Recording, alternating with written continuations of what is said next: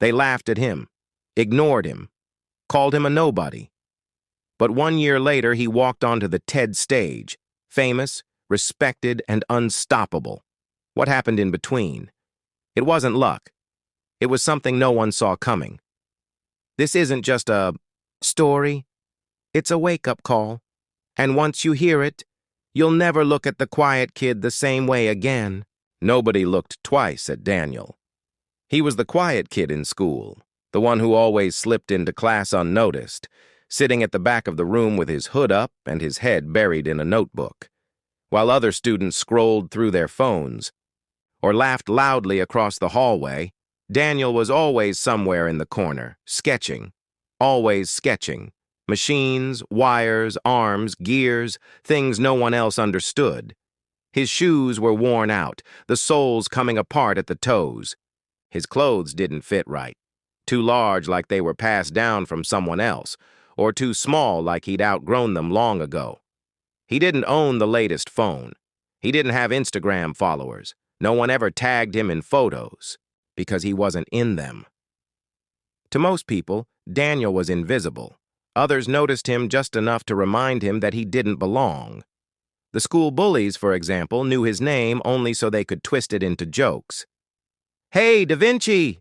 one sneered, grabbing his notebook and flipping through the pages. "Drawing your imaginary friends again?" They laughed as they tossed it to the floor, pages fluttering like leaves in the wind. Daniel picked it up silently, eyes down, hands trembling, but he never stopped drawing. Every day, he walked home, alone, cutting through alleys and empty streets. While other kids played video games or met up after school, Daniel went straight to the small shed behind his house. It wasn't much, a rusty structure with one flickering light bulb, but to Daniel, it was his world. Inside, he had what most would call junk. Old microwaves, broken fans, spare wires, screws, bolts, rusted pipes. But in Daniel's hands, those broken things became magic. He had been fascinated by machines since he was a kid. While other children played with toys, Daniel wanted to know how they worked. He took them apart, studied their insides, and tried to rebuild them, sometimes successfully, sometimes not. Over the years, he taught himself electronics, coding, and mechanics, watching videos on his ancient laptop and reading free PDFs when the internet worked. Now, at 17, Daniel was building something incredible. A robotic arm, not just a stiff moving limb, but one that could mimic human hand movements with shocking precision. It could lift objects, pour liquids, even write. And it worked entirely on motion sensors he built from salvaged parts.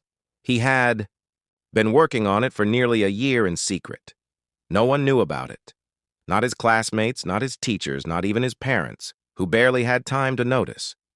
His father worked double shifts, and his mother juggled 3 part-time jobs. They were proud of him in that distant, tired way, glad he stayed out of trouble but too exhausted to ask questions. Daniel didn't blame them. He just kept building. One day, while browsing an old tech forum, Daniel saw a banner. Global Youth Tech Challenge. Submit your invention by midnight.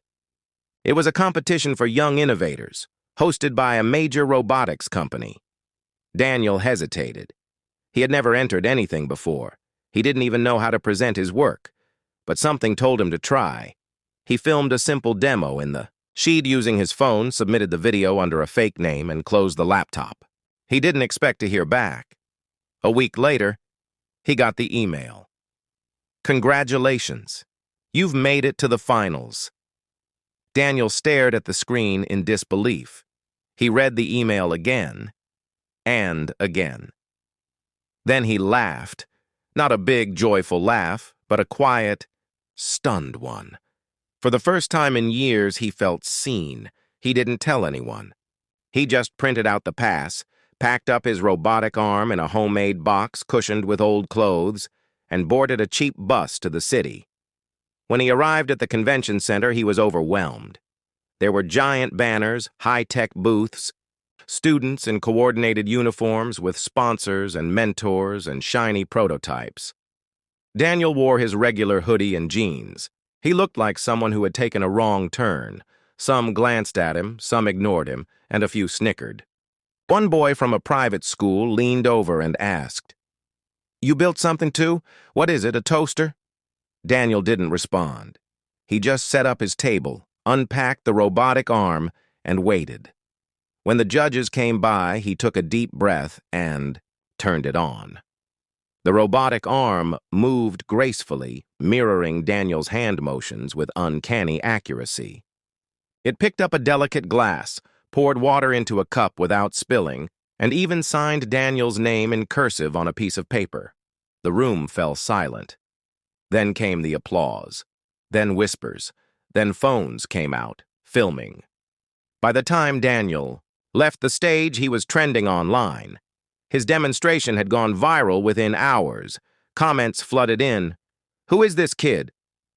Built that from scratch? Unreal. This is real talent." The next morning, Daniel woke up to thousands of messages. One was from a tech journalist, another from a local news channel, but one stood out, a message from a top Silicon Valley company. They wanted to speak with him immediately. Within a week, Daniel was flown out to California. He met with executives, toured their labs, and was offered a six-figure internship. No strings, no college degree required. Just his mind and his machine. Back at school, the story spread like wildfire. The same students who had mocked him now tried to befriend him. Teachers called him gifted. People treated him like he had always been special. But Daniel knew the truth. He hadn't changed. They had.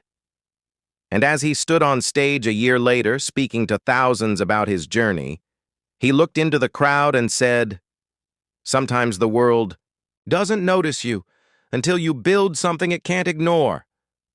Daniel smiled, not for the fame, but for the fact that he had proven them all wrong. Just by being himself. He was never a nobody. He just needed a moment to show them what he could do. Daniel's world didn't revolve around TikTok dances or viral trends. While most kids his age were busy chasing likes, retweets, and shares, Daniel existed in an entirely different universe, one without filters, without hashtags, and without followers. His passion was something else, something older, quieter, and deeper. He loved machines, not just looking at them, not just admiring how they worked. He loved designing them, imagining them, building them from the ground up. While others played video games or scrolled through endless social media feeds, Daniel sat at his desk or in the shed behind his house, doodling blueprints, sketching parts, or bending wires into shape. That was his idea of fun. This obsession started when he was just 8 years old. His family's toaster had broken, and instead of throwing it away, Daniel begged his mom to let him keep it. She thought he'd just play with it. But he didn't. He studied it. He took it apart, examined every spring, every coil, every screw, and then, somehow, he put it back together. It actually worked again. From that day on, he was hooked. Every time something broke in the house, a fan, a microwave, an old DVD player, Daniel would quietly claim it. And over time, his little collection of broken junk became a lab of possibility. He didn't have fancy tools or a high-tech workshop. All he had was a screwdriver set from a dollar store, wire cutters, and his imagination. Behind his small two-bedroom house was an old shed that most people wouldn't even glance at. Its paint had chipped off, the roof leaked during storms, and a single dim light bulb hung from the ceiling, flickering like it might give up any second. But to Daniel, it was a sacred space, a world of invention. By the time he turned 17, Daniel wasn't just tinkering anymore. He was building something big, something no one, not even his parents, knew about. A robotic arm, but not just any robotic arm. This one could mimic human movements almost exactly. You lift your hand, it lifts. You rotate your wrist, it rotates. It followed your motion using homemade sensors that Daniel had crafted out of hacked webcams and stripped-down game controllers. What made it even more impressive? He had built the entire system with nothing but scrap parts and an old laptop, so, outdated, it needed a paperclip shoved into the reset hole just to boot up. But despite all the problems, Daniel had done it. The arm worked, and it worked well. Late one night, after another long session in the shed, Daniel stumbled onto a post on an online tech forum. It was a flyer for a global innovation challenge, hosted by a massive robotics company. Got a world-changing idea? Enter your invention today and compete with students from around the globe. He almost scrolled past it. Daniel didn't think of himself as a competitor. He had never been in a science fair, never spoken at a conference. He didn't have letters of recommendation or mentors or even decent Wi-Fi. But still, something told him to try. The deadline was in 2 hours. Heart racing, hands shaking, he set up his phone and recorded a shaky video. No editing, no music. Just him in the shed, demonstrating how the robotic arm mirrored his hand movements, lifted a cup, and even wrote his name. He filled out the form, hesitating when it asked for a name. He didn't want people to laugh at him if he lost. He didn't want to be the weird kid with the robot arm again. So instead of writing Daniel Hughes, he used a fake name, DH Robotics, and then he hit submit. He didn't expect anything. He went to bed thinking that would be the end of it. But 3 days later, everything changed. Daniel opened his email like he always did, mostly spam, a few newsletters he never remembered subscribing to. But then he saw it, a subject line that froze him in his chair. Congratulations, you've been selected as a global finalist. Blinked, then blinked again. It couldn't be real. He clicked it open. It was real. His robotic arm had been chosen as one of the top 5 innovations submitted by students from around the world. The company wanted him to present it, live, at their headquarters in the city. All expenses paid.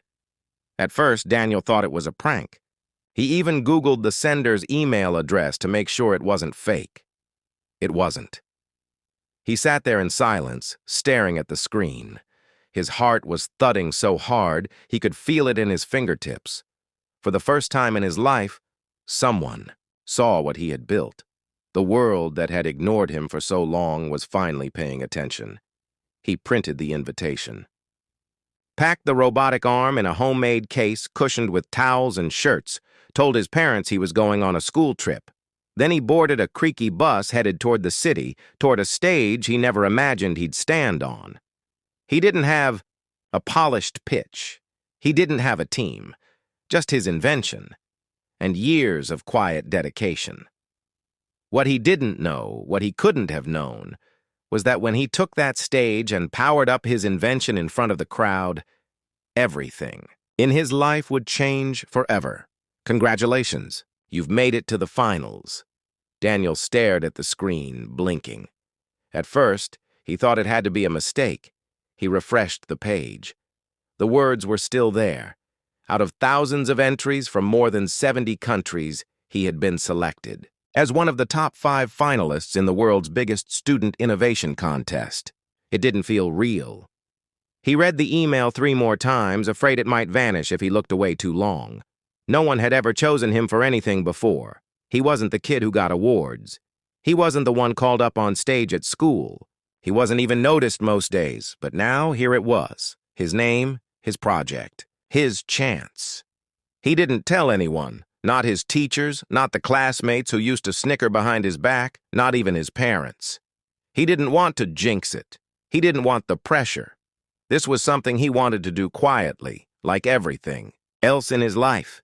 He packed his robotic arm carefully into a suitcase padded with rolled-up t-shirts and old blankets. The arm, built from scrap and dreams, was delicate but strong. The suitcase itself had seen better days, held together at the seams with duct tape and a hopeful heart. When he arrived at the convention center, He felt like an alien. The building was massive, glass walls gleaming under the sun, banners fluttering with words like innovation, future, next-gen leaders. People bustled everywhere in expensive clothes, wearing badges and lanyards with logos. Daniel had only seen online. Booths were decorated like tech startups, LED lights, touchscreen displays, banners in metallic fonts. Daniel shuffled in quietly, wearing his best jeans and a hoodie that had been washed too many times. Around him, teams of students moved like polished machines. Some had advisors. Others had hired presenters. Every group had custom shirts, printed posters, even promotional videos playing on loop. Daniel had none of that. He was alone. He found his assigned table, number 37, near the corner, and began setting up. As he unpacked his robotic arm, he could feel eyes on him. Curious glances, some confused, some amused. One student from a sleek private academy paused near his table. The boy had gelled hair, a badge with 4 sponsor logos, and a prototype that looked like it cost more than Daniel's entire shed. "You seriously built that in your garage?" the student said, raising an eyebrow. Daniel didn't answer. He just smiled politely and kept working. He'd heard worse. When it was finally time for judging, his heart began pounding so loudly he could feel it in his throat. A group of 5. People in suits approached, all holding tablets, each wearing the expression of someone used to seeing big things. World-changing things. Daniel took a breath. His fingers trembled slightly as he powered on the device. For a second, nothing happened. The lights flickered. Then it came to life. The robotic arm stood upright, sensors aligning with Daniel's fingers through the glove he wore on his hand. As he raised his hand slowly, the arm mirrored the motion, smooth and flawless. He turned, his wrist, and it followed perfectly. No lag, no errors. He reached out toward a fragile glass sitting on the table. The arm followed, gripping it carefully with the exact amount of pressure needed not to break it. He moved his fingers, and the arm poured water into a cup without spilling a drop. Then, with a twist of his hand, he guided the robotic fingers to hold a pen, and the machine signed Daniel's name, just as neatly as if he'd written it himself. For a long moment, there was silence.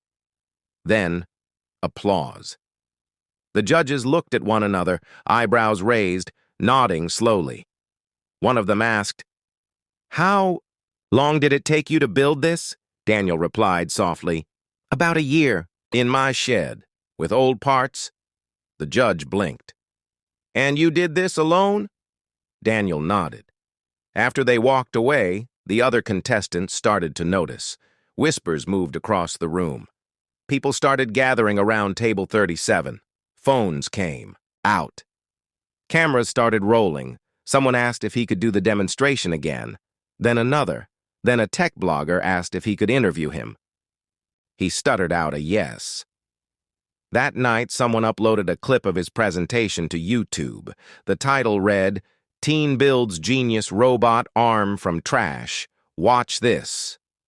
By the time Daniel got back to his hotel room, the video had already racked up 20,000 views. He couldn't sleep. Every time he refreshed, the number jumped. 40,000, 90,000, 150,000. The comments flooded in. "This kid is the real deal. Better than half the tech startups out there. Garage genius. Love it. I hope someone gives this guy a lab." By morning, it had crossed 500,000 views. Then came the calls. Journalists, tech, YouTubers, even 2 national news outlets. Then his email dinged again. This time it was from a global robotics company, one of the biggest. They'd seen the video. They wanted to talk, immediately. Daniel sat there staring at the screen again, but this time with a smile. He hadn't had a team. He hadn't had money, sponsors, or fancy tools. He had duct tape. He had determination. He had hours of failure, learning, and trying again.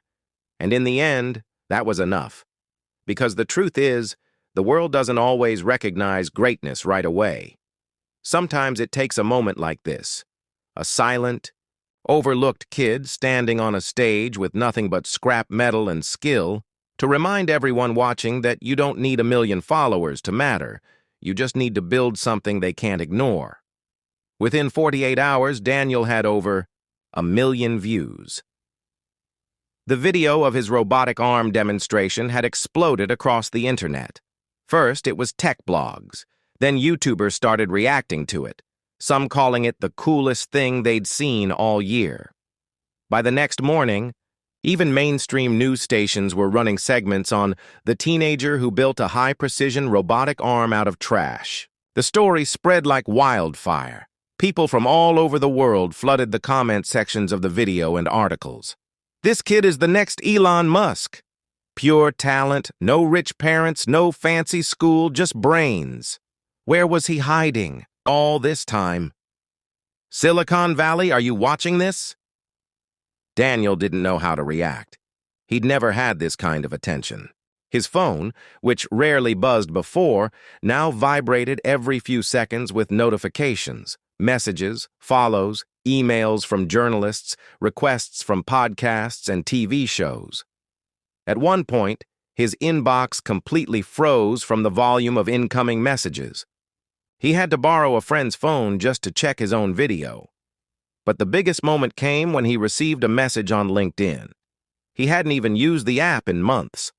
The notification was buried between spammy recruiter messages and automated job suggestions. It was from someone named Aaron Keller. At first, Daniel didn't recognize the name. The profile picture was a simple headshot of a man in a gray suit, no filters, no flair. But when he opened the message, his heart skipped a beat. "Hi, Daniel. I'm the CEO of Nova Robotics. Just saw your demo. Incredible work. We'd love to chat ASAP. Can we hop on a call?" Daniel blinked. He clicked on the profile again to be sure. It was real. Nova Robotics wasn't just any company. It was one of the biggest names in the industry. The kind of place that created machines for space missions, surgical procedures, and AI-assisted manufacturing. It was a company he'd followed quietly for years, studying their patents and videos during late-night research sessions. He replied with shaking fingers, trying to sound calm. Within an hour, he was on a video call with the CEO, 2 engineers, and someone from HR. They didn't ask him to explain his project. They had already seen the videos, read the write-ups, even looked at the code he had shared on his tiny GitHub account. Instead, they asked him one simple question. "How soon can you fly to Silicon Valley?" Daniel paused, unsure if he'd heard that right. "Tomorrow," the CEO added with a smile. "We'll take care of the arrangements, just bring your invention." And just like that, he was booked on a flight. A first-class ticket. The kind he'd only seen in movies. A car picked him up at his front door. For the first time in his life, Daniel boarded a plane not as a kid going on a school trip, but as someone being sought after, valued. When he arrived in California, everything felt surreal. The Nova Robotics campus looked like something out of a sci-fi film. Glass buildings, robot dogs patrolling the lawn, self-driving shuttles moving between research wings. Daniel was given a full tour. He saw things he'd only dreamed about. Rooms filled with prototypes, drones flying through obstacle courses, robotic exosuits being tested by real engineers. At one point, he was handed a pair of augmented reality glasses to navigate, a lab simulation. Then came the offer, a 6-figure internship, full housing, a mentor team, access to resources beyond anything he could have imagined. And one more thing. They wanted to fund development of his robotic arm as a real product. He was 17. Meanwhile, back at school, things had changed, dramatically. Kiao. Kids who used to mock him for his quietness or for always sketching in his notebook now stared when he walked into class. Not in mockery, in awe. Some of them whispered, some pointed, but none dared say anything cruel anymore. Even the bullies, yes, those bullies, approached him in the hallway. One of them, who once slapped Daniel's notebook onto the floor, now sheepishly asked, "Hey man, think we could get a selfie? You're like famous now." Daniel just nodded politely. He didn't smile. He didn't gloat. He didn't need to. The teachers, too, had changed. A few months ago, most had barely noticed him. They'd marked him quiet, shy, needs to participate more. Now they suddenly referred to him as gifted, innovative, a model student. One teacher even asked him to come speak to the younger grades about following your dreams, and the classmates who once laughed at his garage-built inventions were now sending him messages, asking for advice on tech projects, college applications, or simply just trying to start a conversation. "Hey Daniel, remember me? I always knew you'd make it." He did remember them. All of them. But Daniel didn't hold grudges. He didn't have time for that. While they were trying to catch up to the viral version of him, Daniel was already moving on, already designing version 2.0 of the robotic arm. Lighter, smarter, more adaptive. The shed behind his house wasn't just a shed anymore. With Nova Robotics' support, it had been upgraded into a mini-lab. His parents didn't fully understand everything he was doing, but they stood prouder than ever before. Daniel still didn't care about likes or followers. He still preferred silence over spotlights, but the world had seen him now, not because he chased fame, but because he chased his passion. He had gone from the quiet kid in the back to someone reshaping what was possible with scrap parts, a screwdriver, and relentless curiosity. He hadn't changed who he was. He'd simply shown the world what had been inside him all along. And now, they were finally listening. 1 year later, Daniel stood under bright lights on the TED stage, a place that once felt galaxies away from his quiet life in the back of a classroom. Now he was center stage, wearing a simple black shirt and jeans. Still the same Daniel, just with a little more confidence in his step and clarity in his voice. The red carpet circle beneath his feet was iconic, and beyond the cameras were thousands of eyes watching live. Millions more would see the talk online. He looked out at the crowd, but he didn't open with a joke or a flashy intro or a humble brag. Instead, he began with a pause, a moment of silence, the kind of silence he knew well, the kind he used to sit in every day at school, the kind that, for so long, had felt like invisibility. "I was never the loudest kid," he began. "In fact, most people didn't notice me at all." A quiet wave of recognition passed through the audience. He didn't talk about the viral video, or the internship, or the headlines that called him a prodigy. Not at first, because that wasn't the real story. The real story started in a broken-down shed with piles of discarded metal and a stubborn, unshakable dream. He told them about the times he failed, repeatedly, the times he stayed up until 2 a.m. trying to fix a glitch that wouldn't go away, the moments when he felt like nothing he did would ever matter, the times he saw other kids celebrated for things he couldn't relate to, sports, fashion, popularity, while he sat quietly at his desk, doodling diagrams no one else understood. He told them about loneliness, not just being alone, but feeling alone. The kind where you wonder if anyone will ever see the things you care about as something worth caring about, too. He talked about rejection, the science fairs where he didn't even place, the scholarships he didn't get, the emails that never came. He shared how he doubted himself, how sometimes he questioned whether his ideas were stupid or childish because no one ever told him otherwise. But then, he said, something strange happened. Because all of that, every moment of being ignored, laughed at, dismissed, it didn't break him. It sharpened him. It made him more focused, more curious.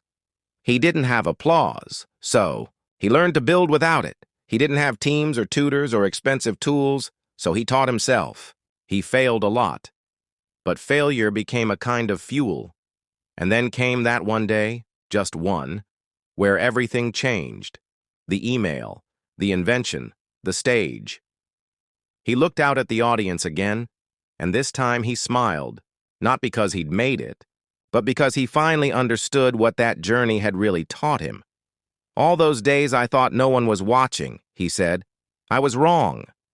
He took a beat. The room was still. I was watching, and that was enough.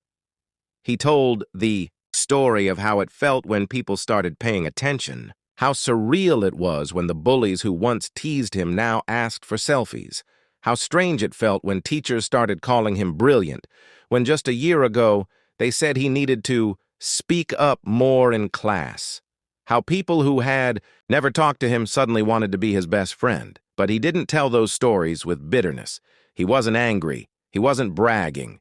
He told them because it mattered, because somewhere out there in that very audience, or watching online, was another Daniel, maybe several.